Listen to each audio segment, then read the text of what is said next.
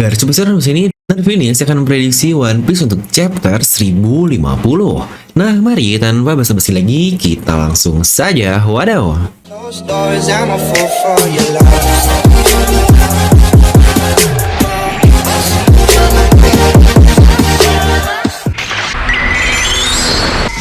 Nah, seperti biasa, sebelum lanjut video ini jangan lupa untuk subscribe dan juga nyalakan bel notifikasinya ya.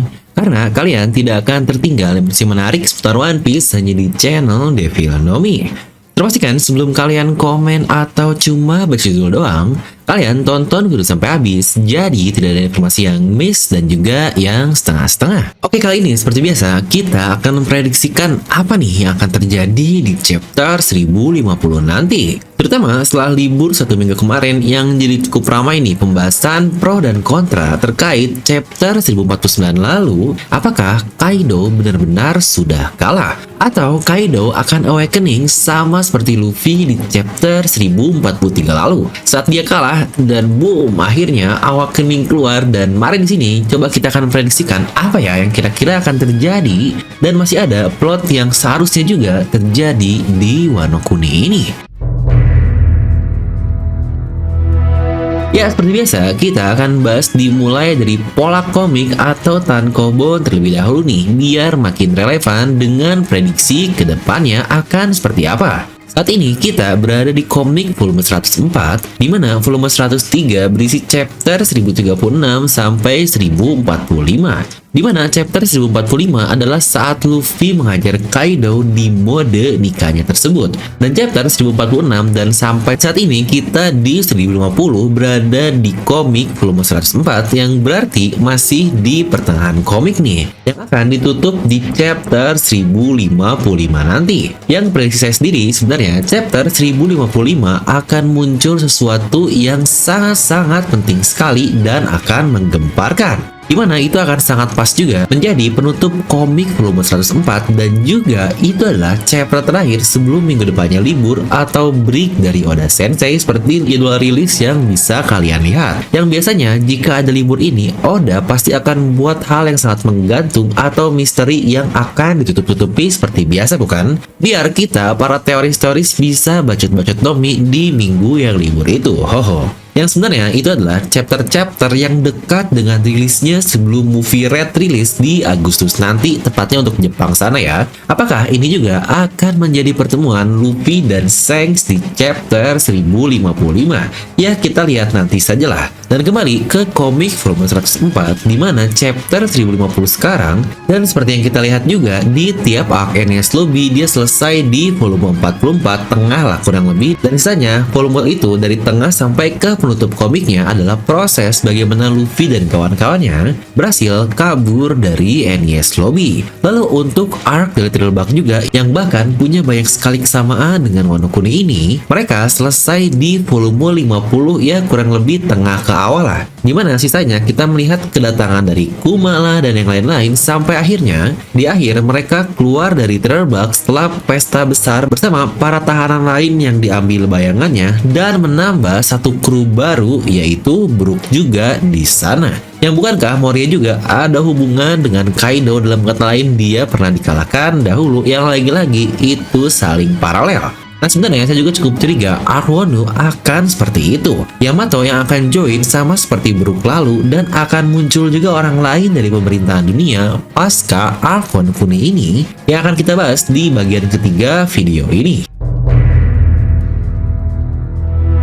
Nah, pertama sebelum itu kita akan bahas dulu nih, adakah yang sadar masih ada bagian yang hilang dari arc Wano Kuni ini? Dimana padahal bagian tersebut sudah kita lihat dari awal sekali arc Wano Kuni, tapi belum pernah tereksplor sama sekali, yang bahkan kita sudah mendekat ke tempat tersebut. Ya benar, jika kita lihat dari map dari Wano Kuni ini, kita berasal dari selatan yaitu Onigashima, dan terus ke utara sampai ke ibu kota bunga, dimana lebih utara lagi ia identik dengan Wano atau perjepangan, yaitu Gunung Fuji. Dia adalah gunung berapi aktif di Jepang sana, yang jangan-jangan di Wano Kuni pun sama. Yang sejujurnya masih banyak sih hubungan antara hal-hal penting dari gunung berapi seperti molekul untuk Kairoseki atau batu laut, atau juga Poneglyph dengan kemampuan yang sangat kuat. yang sebenarnya tidak akan kita bahas di video ini karena akan sangat berat, yang jadi kita senyum dikit saja lah. Yang jika kita ingat kata-kata dari Pulau Skypiea lalu, di mana bahan-bahan mereka itu berasal dari gunung berapi, yang jangan-jangan sama untuk Wano Kuni juga, di mana dikatakan juga Wano Kuni adalah tempat dibentuknya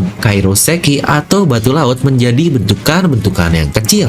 Yang lagi-lagi saya juga emang ada teori sih bahwa Wano Kuni ini originalnya dari Pulau Jaya seperti Shandora. Dan seperti yang barusan dikatakan, jangan-jangan hasil letusan gunung berapi ini bisa menjadi bahan poneglyph karena memiliki bahan yang sangat-sangat kuat sekali seperti batu laut. Dan bahkan dari 26 tahun lalu di flashback Kozuki Oden sampai sekarang, kita masih belum pernah mendekati atau tahu di manakah letak Road Poneglyph di Wano Kuni ini. Jangankan Road Poneglyph, bahkan Gunung Fuji saja kita tidak pernah dibeli eksplor langsung oleh Oda Sensei, yang bisa jadi jangan-jangan itulah letak sebenarnya dan bahan utama dari penciptanya, yaitu poneglyph di satu tempat yang bahkan belum terjamah di Wano Kuni ini, alias Gunung Fuji. Karena lagi-lagi jika kita ingat, geografi Wano Kuni ini bukankah sangat aneh? Mereka bertempat seperti di tebing karena di atas sebuah dataran, tapi mereka juga ada satu gunung besar yang menjulang di atasnya, yang bukankah lagi-lagi itu cukup aneh juga.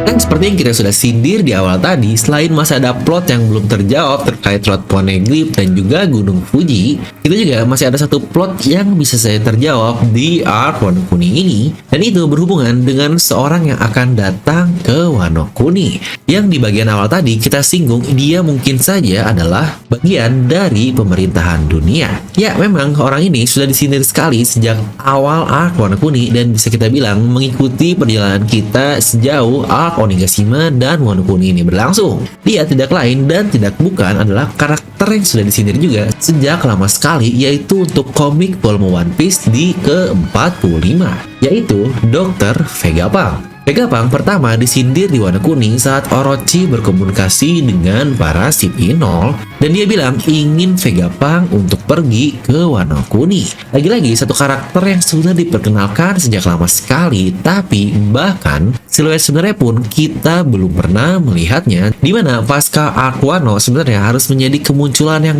pas banget sih untuk karakter Vegapunk ini. Mengingat jika kita kembali lagi ke arc-nya Punk Hazard, bagaimana Caesar membuat bahan set, lalu juga akhirnya jadi Smile yang dikonsumsi oleh Kaido, yang disitu Caesar dikatakan mencuri formula yang diambil oleh Dr. Vegapunk mengenai Line X Factor atau blueprint kehidupan.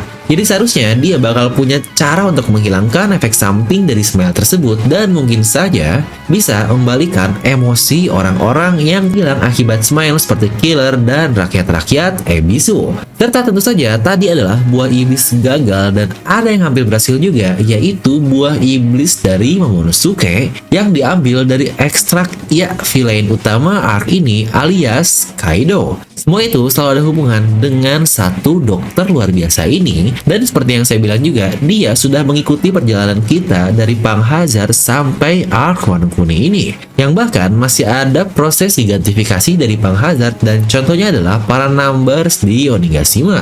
Bukankah itu sangat kental sekali antara Vegapunk dan semua hal yang ada hubungannya dengan arc Wano Kuni? Jangan-jangan dialah karakter yang akan dimunculkan juga oleh Oda Sensei. Dan untuk chapter 1050 sendiri, seperti pola yang tadi saya bilang di awal, kemungkinan akan berisi pasca Wano jika Kaido sudah benar-benar kalah ya. Karena ini akan cukup berbeda dengan arc-arc sebelumnya, ketika main villain kekalahannya dilihat oleh semua orang. Ya, contohlah saat Luffy menang di Dressrosa atau lawan Crocodile di Alabasta yang rakyat akhirnya mengetahuinya. Tapi di sini Kaido sama seperti Katakuri, tidak ada rakyat yang melihatnya kecuali orang-orang yang perang samurai di Onigashima saja. Untuk Katakuri pun sama, dan tahu-tahu mereka semua sampai Brule berkata sendiri di depan semua orang bahwa Katakuri dikalahkan oleh Luffy. Apakah mungkin di sini juga akan terjadi hal yang serupa? Nah, kira-kira kalau menurut kalian gimana nih untuk akhir dari arc Wano Kuni? Sebelum itu juga ada info baru nih buat kalian para pecinta DNM, dimana sedang ada penawaran spesial untuk desain Sencho kita yang baru aja ngehajar makhluk terkuat di dunia nih. Untuk pemesanan sudah bisa bayar di tempat alias COD. Pengiriman pun bisa langsung, bahkan ada gratis ongkir loh. Penawaran spesial dari harga 200.000 hanya menjadi 120.000 saja. Jangan lupa ini adalah desain oversize ya yang sedang hits parah nih dipakai cowok-cowok biar super keren. Bahkan nggak cuma penawaran spesial aja, kami dari DNM membuat crazy offer loh. Wadaw banget. Harga hanya 99.000 saja untuk pembelian dalam jangka waktu 24 jam dari video ini dirilis. Misal video ini rilis Senin jam 11 siang, maka crazy offer akan ditutup besoknya tepat Selasa jam 11 siang juga. Ayo buruan, jangan sampai kehabisan sebelum waktu dan stok juga karena sangatlah terbatas. Nah, buat kalian juga yang ingin cari desain yang lain, bisa langsung ke tokonya ya. Bisa buka ke Shopee, Tokopedia, dan WA juga dengan klik link di deskripsi video. Bisa langsung tuliskan pendapat kalian di kolom komentar di bawah. Dan seperti biasa, semoga kalian terhibur dengan video ini. Like aja kalau kalian suka, dislike aja kalau nggak suka. Jangan lupa untuk subscribe dan juga share video ke teman kalian. Gue Devon pamit, and I'll see you guys next time.